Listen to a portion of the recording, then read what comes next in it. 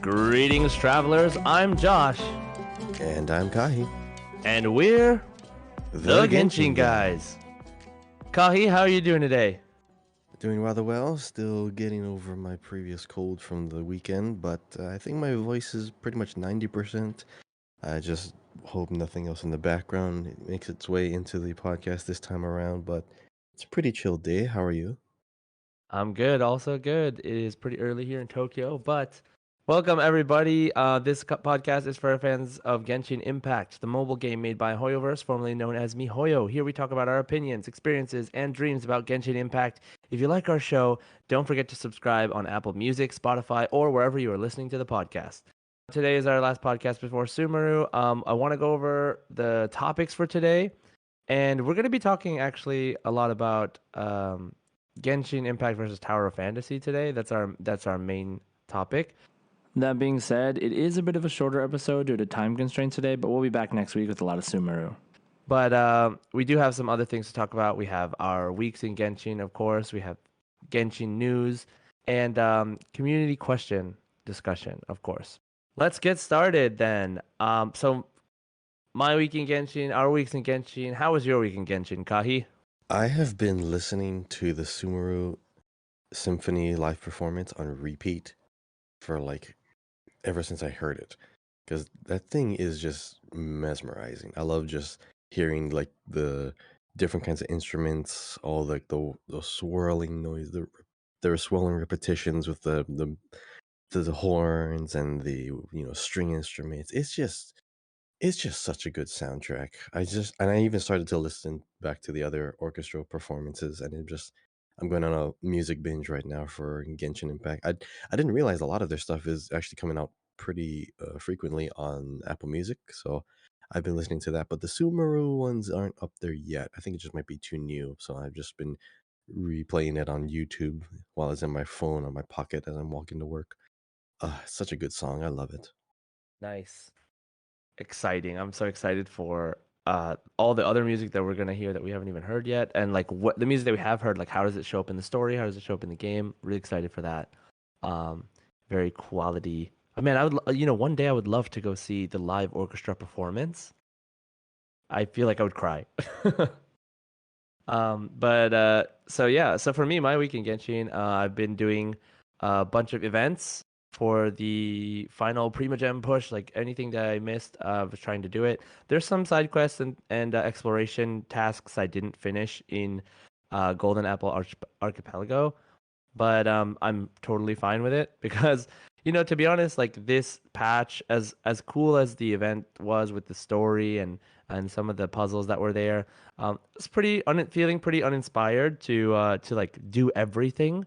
Um, I think like that if it wasn't Golden Archipelago and it was maybe something else, maybe it would from the beginning would have felt like, oh, a new area to explore. But knowing that it was Golden Archipelago, even though it was totally different in a lot of ways, I was really uninspired to like uh push and do everything at the beginning. It was also not until recently that I realized that the islands on Golden Apple Archipelago, the where you did each of the members' story missions, like that those islands forms can totally be changed back and forth between how they were before the illusion and how they were after the illusion, and that like you couldn't find certain conches without doing that, and you couldn't start certain side quests without doing that, and I was super confused and not really feeling like the whole trying to find out how to do the side quest. So that's another reason why I ended up stopping.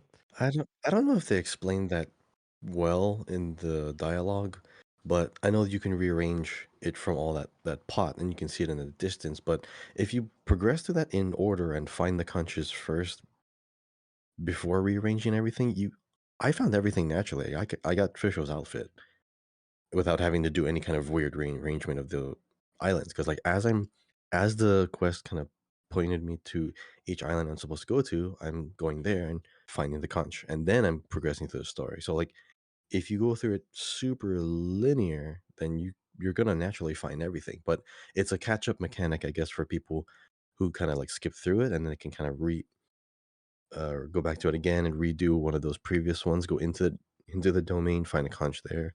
I mean, there's a bit of replayability at that point, but I guess they may have done that so that you can go back to the places later. But if you just do everything all at once, you naturally get it. Well, like for example, they like I my goal and the way I was planning on doing it was just play through the story and kind of ignore all the things around me and then go back and explore the island. Like that was my intention because I wanted to know the story. Yeah, that makes Um, sense too. Yeah. yeah, so and so what ended up happening was, um, like if I think about it that way, then if you're someone like me, then it makes it really difficult because then I have to realize that the islands are actually there's actually two islands at every island that has one of those story things on it, and it's really yeah. Like I also feel it wasn't really well explained. But at that point, why don't they just make those illusion islands the islands? Like, why do they even give you a normal island, right? Like that part of the story really necessary that they need to like bring you to an island just for you to completely change the island pretty soon after. Like, um, it's kind of like they wanted to reuse Apple Archipelago, but they also didn't want to reuse Golden Apple Archipelago. So if they had just like soft Yeah, they locked brought it you back not out, to use it. yeah, right, exactly. Like if they had soft locked you out of the islands and said like, oh, we can't go there yet, but then like as the story progressed, you find like, oh, we found a new island and it's like, this castle and it's like, maybe it's Fischl's memory or whatever. Then that would just be like, okay, so it's different, but they kind of present it to you as like, oh, look, you're back at the same islands, but then everything totally changes.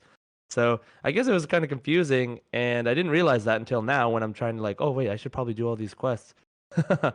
So yeah. I think they're just gonna keep reusing this as like a event space because you now have the whole system of illusion, so you can have the story completely use that as an excuse to put whatever they want here because obviously you have four domains out of nowhere. You have the archipelago that just popped out of the sea, came out of nowhere. That's what happened first time. You could this is just like a little event play space. They can bring this back next year, add some more stuff, add more domains into it, or just bring back some other characters we haven't seen for a long time. It's just I look at it as just a space where they can bring stuff to have mini events going forward. That's a far offshoot from the main story. Wait, wasn't the main reason that those things were happening because of was it not because of the machine? Well, the machine was this year's reason. I mean, the archipelago appeared because they were looking for Klee because somehow Alice was leaving breadcrumbs for Clay to find, and then they found the whole island, and they lifted it up off out of the sea in the first place. And then when they came back this year, yeah, the illusions were caused by the machine. But what I'm saying is that they're using this space to just kind of push side stories that are like event focused. That also has an ability to bring up some hints about future stories. But it doesn't seem like a thing that they're going to fully flush out because it's the islands that they want to focus on, Mm, but it's just an area that they can put other things into for other micro events later. mm. Yeah, so we'll see. I mean, I don't mind if they don't bring it back or if they just like do like make it totally like do a makeover and then they just make it a permanent space. That would be interesting too. But like I don't look forward to coming back to this space and using the boat a bunch. Does that make sense? Like so Yeah, I hear you. yeah. Like, So we're disencouraged from not doing it, from not going to the islands again, because we've already been there, and now we're forced to go to some other places, even though we're in the islands. yeah, I'm curious if they'll take that feedback and if they'll either fix it or just like kind of let it fade into obscurity or something. But yeah, so I was doing that, and I also yesterday it was so terrible. I really wanted Yoimiya's weapon because Yoimiya is my main, and I haven't gotten Thundering Pulse. And I was rolling on stream and I didn't get anything. But then like I was walking my dog and I got my daily Welkin login Prima Gems and I was like, okay, let me just roll once. And it was gold.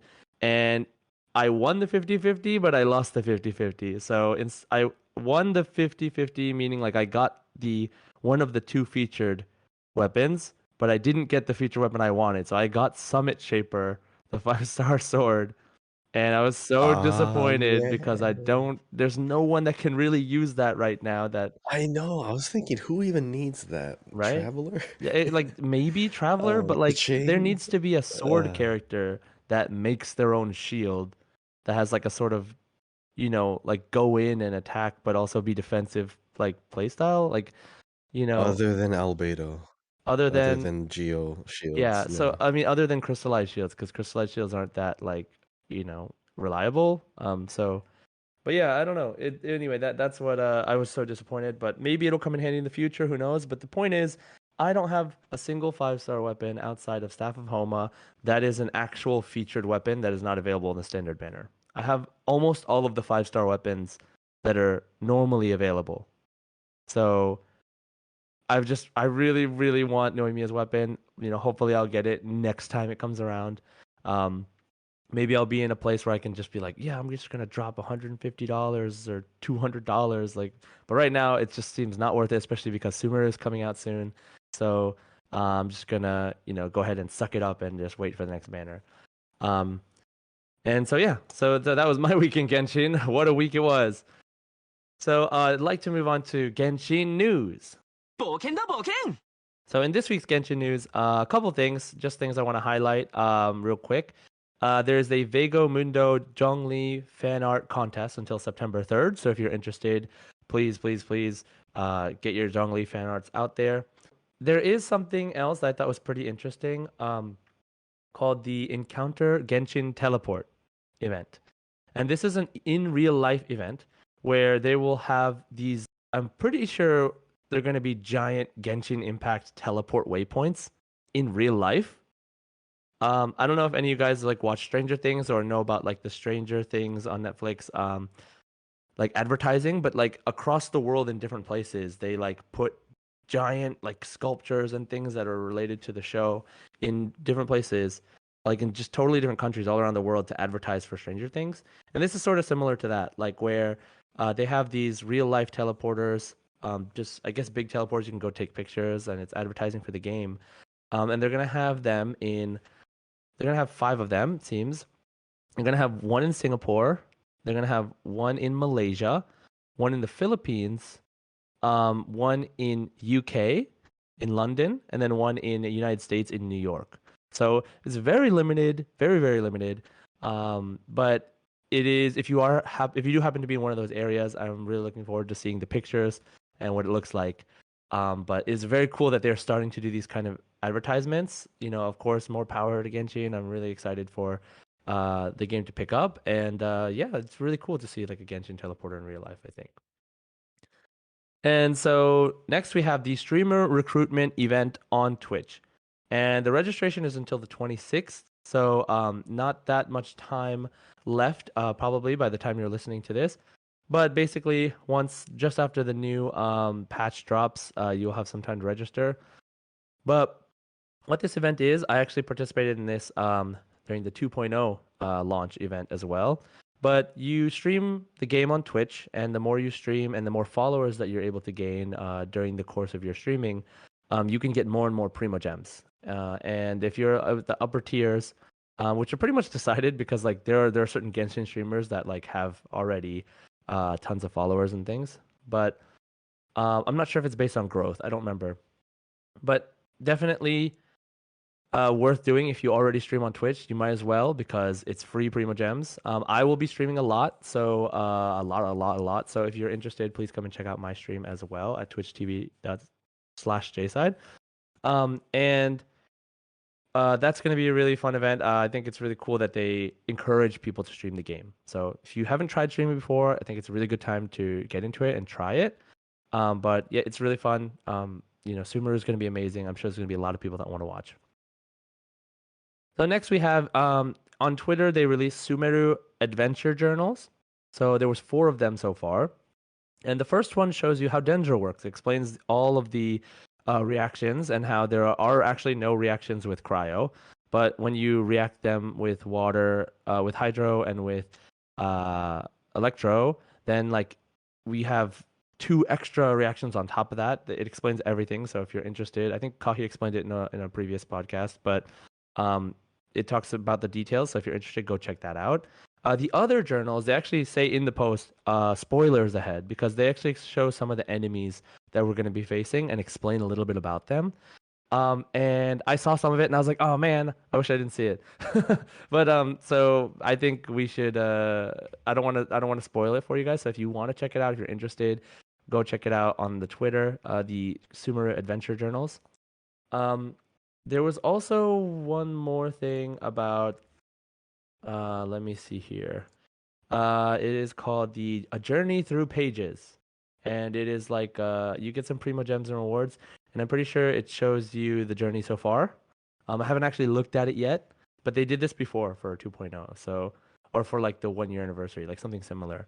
So definitely check that out. It ends on the 23rd before the patch comes out, so maybe by the time you listen to it, it's already over. But I'm gonna try to get this podcast out as soon as possible. And yeah, so just make sure you're watching these events. They have free Primo Gems. There's a lot of really cool things you can experience about the game, the lore. So recommended for sure.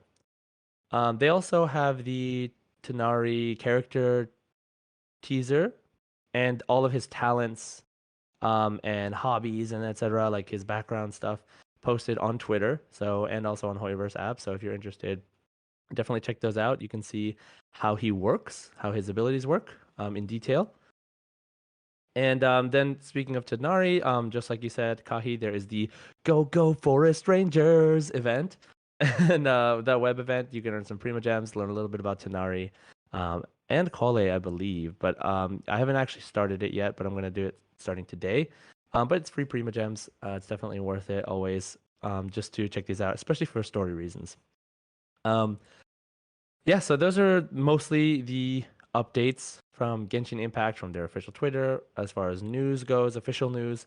So hopefully that gives you a kind of quick glance at what happened. I'm surprised there's no birthdays, but like there's only 50 characters so far, so there's only going to be so many birthdays, right?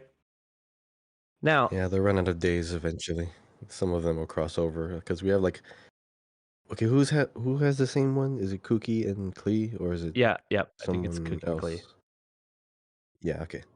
Yeah, so yeah, we'll get there eventually. But I like highlighting birthdays, but this time we don't have any, unfortunately. So let's move on to our main topic of the day, which is Genshin versus Tower of Fantasy. Now, there's a lot of buzz about this in the community. There's a lot of people taking sides. And I just want to kind of put our 2 cents out there as far as like what we feel about Genshin versus Tower of Fantasy. So, we've both been I've been playing it. I believe Kahi's been watching some gameplay, and we've been both looking at what other content creators' opinions are, and they both have good things about them. I'm gonna say right now, I'm not one for saying like, how dare you go from Genshin to Tower of Fantasy, or like Tower of Fantasy is better, so you should play this instead of Genshin. Like I'm not in those camps. I don't think that that's really fair to say.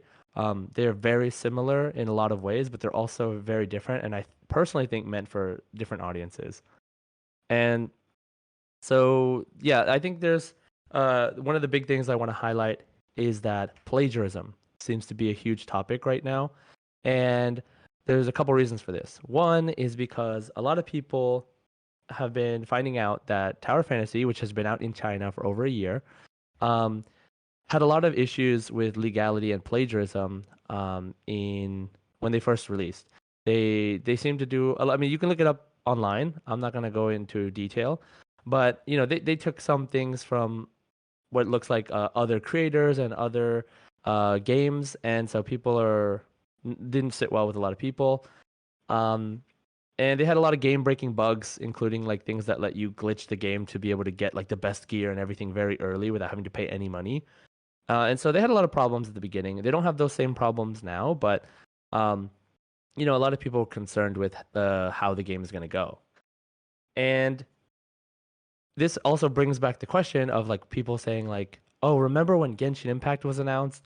The game looks exactly like Breath of the Wild, Legend of Zelda: Breath of the Wild." Exactly. And the thing Yep. is, I mean, Everyone. now that we play Genshin, we know that it's nothing like Breath of the Wild, and that to me personally, like in a lot of ways, it's actually better for me as a player, because Breath of the Wild was a really great experience, and I don't want to talk too much about Breath of the Wild on this podcast, but it's a very very good game. And what I think Genshin did is what a lot of the games do, which is they take some of the aspects that really work and they use it for their game, and it's also familiar to people because of other games, and so that way like it's easy for people to get into it, right?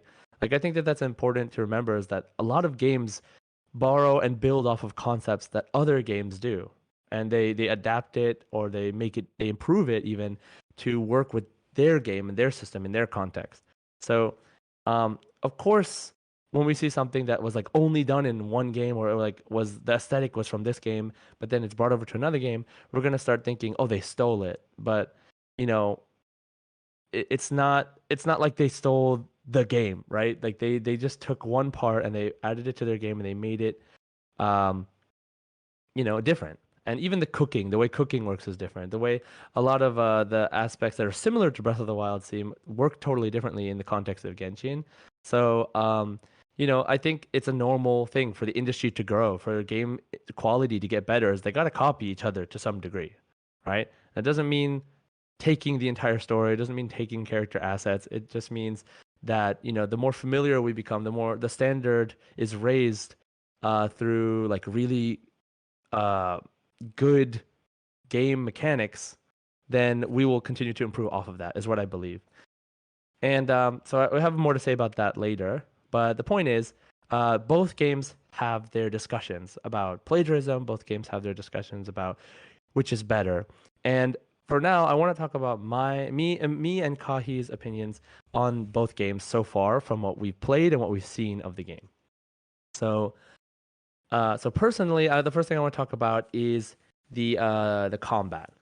Okay, so the combat in Genshin is, I mean, we've all played it, is very unique, I think, to be honest. Like, there's not a lot of games that try to do this, like mixing elements while fighting. So you have a lot of creativity in how you approach fighting certain enemies, or just fighting enemies in general.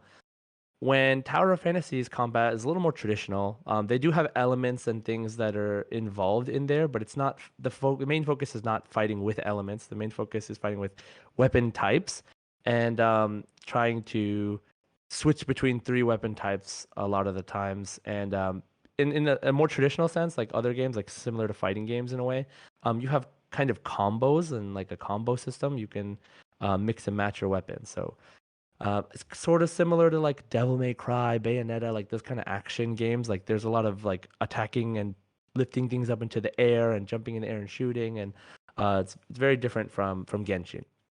So personally, I enjoy Genshin's uh, combat because of the creativity, and it feels very smooth. So what do you think, Kahi? What do you think about the combat in both games from what you've seen? So even before the game came out, I was watching those promotional videos and even the videos of what it looked like in the China servers. This is a personal thing. I don't like the floaty combat. The floaty combat meaning I jump in the air and I just spam the attack button and I'm just kind of suspended in the air just slashing away. And then even when I do like some kind of a diving animation, it's just the slow fall and like the obviously like projected animation keyframing from point A to point B doesn't feel natural at all. Like there's no sense of physics in this game. You jump and then afterwards you come back down. Obviously, every game will have something like that. But when I when I when you're thinking of combat, how much control do I have of my character and the abilities during that entire fight? I feel like whatever I see in Tower of Fantasy, the moment you just start hitting the button, you're locked into all those movements and animations until it completes. And you can, of course, stop pressing the attack button and then just move somewhere else. What I'm saying is that a lot of your attacks just feel out of your control. And if you mash the button too much, like that's your entire attack rotation. Like what you said, you get more creativity in Genshin because you can prime them with an element. You can apply a shield. You can move out of their attack pattern. You can then reposition and use someone else's ability, maybe even a movement ability. Some people have different dashes as well. This particular game, Tower Fantasy, seems too much of a mash button. Like it's Honkai Impact has a good combat system in itself. They've built up that for a while, and then that's also a reason why everyone was kind of pointing out the similarities in certain combat animations that Tower Fantasy pulled from Honkai, and people called that out.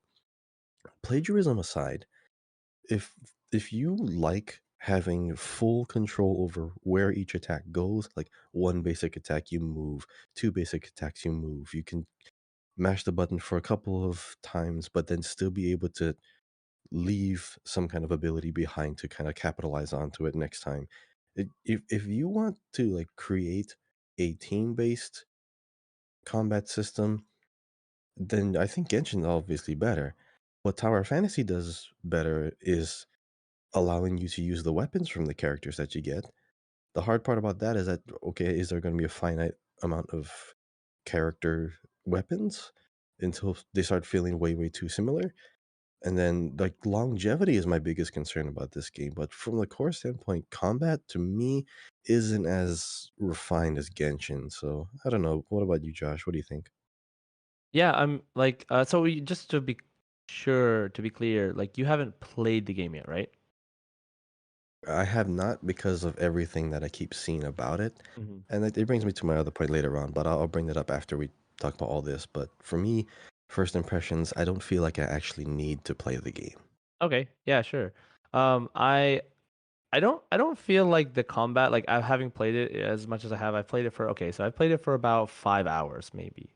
Um, and having played the game and I tried a bunch of different weapon types. Like I don't really feel that like I have to like finish my whole animation every time because you can kind of dodge out of anything, so you can cancel anything. So I don't always feel stuck. But what there are like some of the gripes I do have is like, the floaty combat like you're talking about. Like I don't mind that usually. But for example, there are times where it kind of forces you to try it.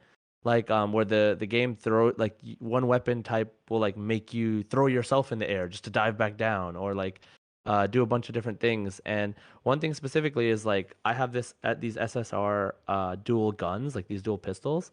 And when I'm so used to Genshin where I attack and then I dodge and then I attack to like get out of the way of an enemy, right? But I guess dodging and attacking is like a combo sort of thing. So like when you're attacking while dodging, it does a different move. And with the guns, what really annoys me is I'm shooting, shooting, shooting, and then I want to dodge the enemy attack, and then I want to shoot again. But when you attack while dodging with the guns, it like does like a move where like it kicks you up into the air and kicks the enemy in front of you up into the air, but it's super close range. So since I'm using gun, then I'm far away, and then I dodge to the side, but I want to keep shooting, but it will make me kick the enemy, or it'll try to make me kick the enemy instead. And sometimes I won't even be close enough, and I'll just lift myself up in the air. And then when I'm up in the air, the only way I can shoot is straight down. So I go up in the air, and I'm not shooting the enemy anymore. I'm just like diving straight to the ground. Like, uh, I have to like, I was trying this yesterday. Like, I have to make myself play it differently. So I have to like wait until the dodging animation is done, till I don't see like the after image trail, and then I have to start shooting.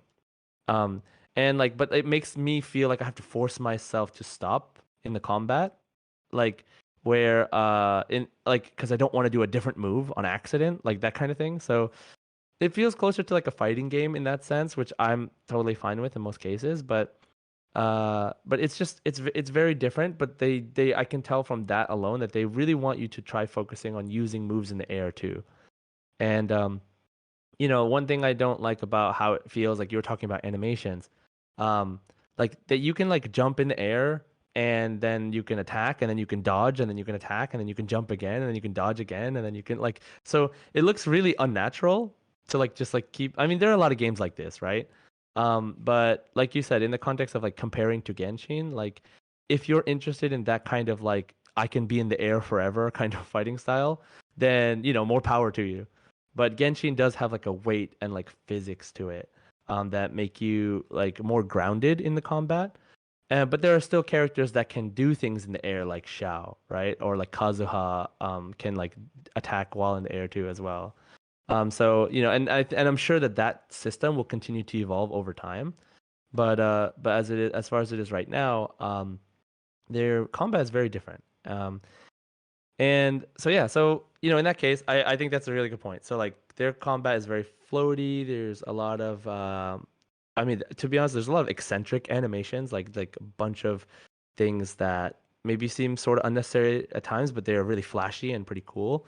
And so it definitely gives itself a different feel and a different experience. And we'll talk more about polish later, which is what I want to talk about, because that's a big thing for me. So that's like a quick overview of the combat. Okay, so the next thing I want to quickly touch on is the multiplayer aspect of Tower Fantasy versus Genshin. And now, if you look at it, Genshin is mostly a single player game, and it revolves around having a team of four people. When you attack with their abilities, then there's a pretty long cooldown. But in that time, you're supposed to switch characters, right? And there are co-op things to do, like walking around the world together, but there's also domains, and sometimes there are limited event dungeons and things. But there's not many options for co-op, and there's not a lot of places that push your co-op teammates' abilities to the limit. There's no challenging co-op content right now, and so in that sense, the game feels pretty much like a single-player game. And a lot of people, would love for there to be more people running around, or for you to be able to join more events and do different things in multiplayer.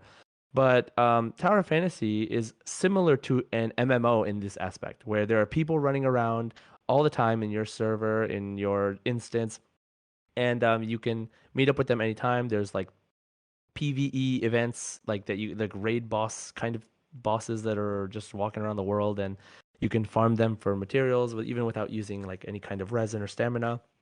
But a lot of people are comparing Tower Fantasy to an MMO, but I don't think it is an MMO. It doesn't have the traditional MMO staples. It doesn't have like the roles. It doesn't have the same kind of grind that MMOs have in that sense.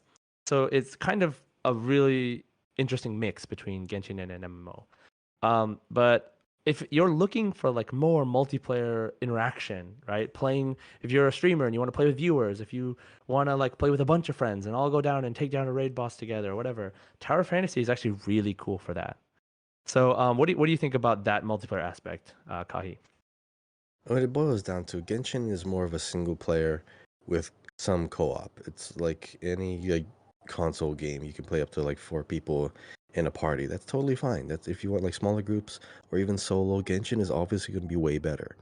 If you want to do things with huge groups, you're going to play Tower Fantasy. If you're trying to, if people are listening to this, if people are trying to figure out, should I play Genshin or should I play Tower Fantasy? That's a question you gotta ask yourself. Am I okay with having dozens of other people just flooding my realm, taking all the boss kills, or like just kind of like making me lag out completely, or potentially hacking my channel? I have to keep jumping to another channel. Channel is kind of like a server in a way. If you're okay with huge MMO populations, go Tower Fantasy. If you want to zone out and enjoy a very well crafted solo experience with honestly better story, you're gonna play Genshin. But these two games are completely different but look similar. That's kind of why a lot of people are having all of these discussions in the first place. Yeah, and it comes down to like Kahi was saying, like what do you want to do? What kind of experience do you want in a game like this? Like, do you want to play with a lot of people, or do you want like a mostly single player with solid, co-op experience, like but only in certain instances, right? It's like if you want to play with friends, you can, but smaller group, right? Um, and so the next thing I want to talk about, to that end, to talking about grinding, etc. Now neither of us have. I mean, Kahi hasn't played the game, but not very far. But as far as the end game is concerned, we both know that Genshin's end game is mostly about re-rolling artifacts and trying to do domains and exploring the world and trying to complete the map. Like that's pretty much Genshin's end game right now, and it leaves a lot to be desired, especially for the people who favor combat in the game, and that's like the main appeal, which is another reason why a lot of people go to Tower Fantasy, because Tower Fantasy, like I said, has raid bosses that you don't need stamina for. You can run around the world and play with a bunch of people. There's a lot of things you can do at the end of the game to make your character stronger. And in Genshin just doesn't exactly have that yet, and that'll probably change eventually. But as of right now, once you've done the main story quests and you've explored the map a little bit, it kind of feels like there's nothing to do, and you kind of just like log in and go through the motions. And it tends to happen a lot after the end of the major patches. Some people even rush the story, maybe like 3 days into the patch, and they're already done. They're already like, okay, well, I'll go play something else now until the next event comes out. And so there's that issue that of end game content that we don't really have the means to speak to right now, but I'll just leave it at that. That Tower of Fantasy, supposedly from what I've read, has more to do at the end of the game. So you don't really have to feel like there's nothing left. And so the next thing I want to touch on is uh the polish, and along with that, the story and the lore and the world of both games, right? And I think these things go hand in hand. Like the polish, what I mean by polish is the animations, the textures, like the graphics, the character designs, like the voice acting, like all of this stuff. And then on top of that, the how much thought they put into the story, into the lore, into the world. Now, in my opinion, Genshin beats Tower of Fantasy in this aspect by a mile and by miles. And Genshin has, for a free game, a lot of polish. When you compare it to Tower Fantasy directly, you can kind of see how Tower Fantasy kind of operates and looks a lot like a lot of other generic MMO games or mobile games. And they kind of honestly throw a lot of stuff at you at the beginning. As I started with the new player experience, it's really overwhelming. They just like every 5 minutes are introducing you a new mechanic, a new mechanic, a new mechanic, a new place, a new thing, and they don't ease you into the world. They don't ease you into the gameplay. They just throw you in, and it's kind of difficult to understand what's happening. And what I assume would be difficult to understand what's happening for people who don't have much experience in either the genre or the gotcha game aspect. There's like menus everywhere. So like yeah, I just think that Genshin introduces itself to people better than Tower Fantasy. And there's a reason for that. I think Tower Fantasy is more for people who just want to get in and start playing. Like there's people who skip Genshin story, which is crazy to me, but like, they want to play for the combat and the exploration and the gameplay. So if you're like that, I think Tower Fantasy is pretty good. What do you think, Kahi? Do you have any thoughts on this? For me, what it boils down to is this: all of these things about each game having like pros and cons. Each game having this game does it better, this game does it better. I mean, do I need to play this new game? Do I need to play Tower Fantasy? I could ask the same question about, do I need to play Genshin? Do I need to play any of these other games? If I have something to occupy my time already, I'm good. If people are acting like they have to choose one game to play for the rest of their life, and it has to be this new one, it's not the case at all. For what you want from this game, for anyone who's trying to think of what do I want to get out of this game, you're gonna get the gotcha systems. You're gonna get your free pulls and everything. You're gonna get a very rushed story. You're gonna get this overwhelming experience, like what you just said. I mean, if you want a better experience overall, I'm going to have to suggest Genshin. Like you said, the polish in that game is very apparent. The style is unique. Everything in there is very well crafted. The world is much more intentional in its construction and its placement, and you can tell there was a certain amount of care put into that game. I can't see that in Tower of Fantasy. Just seems like it's trying too hard. It was slapped together. And I'm not saying it looks bad. I'm not saying it's a very like I'm not saying the style is bad at all. It's just I'm saying I can feel it even with the promotional videos that there's more depth to Genshin and I can spend more time getting lost in Genshin. If I want those short bursts of like really fast-paced combat, just go in there, like kill a boss, get some stuff really, really quickly, maybe Tower of Fantasy. Do I need to play this game? No. But a lot of streamers, you have to understand is that it is their, quite literally their job. And they have to, of course, address the new content. Some people will stay with it for a while. Some people will never go back to the other one. Personally, for me, I don't need to play the game. It's fun to hear about. I don't need another game to play on top of the other array of games that I already play. It's just not something that I need to add to my list of daily chores because I'm sure Tower Fantasy is going to have their repetitive gameplay loops, and it's just going to get tiring very quickly. The choice is yours, right? As the player, you get to choose what do I want to spend my time on, and if you want to spend your time on both, go for it, right?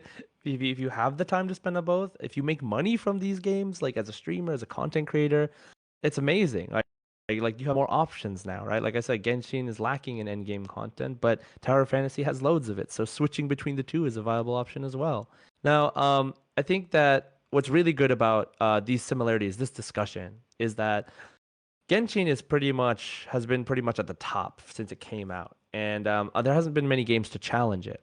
But now that Genshin's a little bit threatened by its fan base, its player base being pulled over to Tower of Fantasy, just from these discussions alone, it could be a really good thing, especially for us as fans of Genshin, because it can push Genshin to give players an even better experience, to think about players more, to entice them to stay in their game, or to bring new people over to their game instead of another game.